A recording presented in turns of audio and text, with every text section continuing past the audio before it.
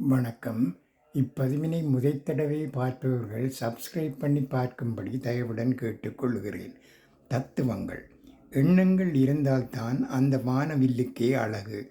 நல்ல எண்ணங்கள் இருந்தால்தான் உங்கள் வாழ்க்கைக்கே அழகு. வாழ்க்கையில் நேசித்த எல்லாமே ஒரு பெருமூச்சுடன் கலைந்து போகிறது.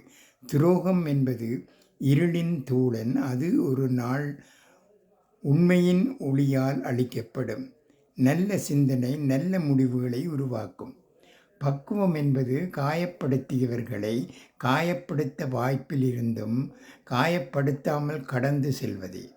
நல்லவராயிருப்பது நல்லதுதான். ஆனால் நல்லது கெட்டது தெரியாத நல்லவராயிருப்பது நல்லதல்ல.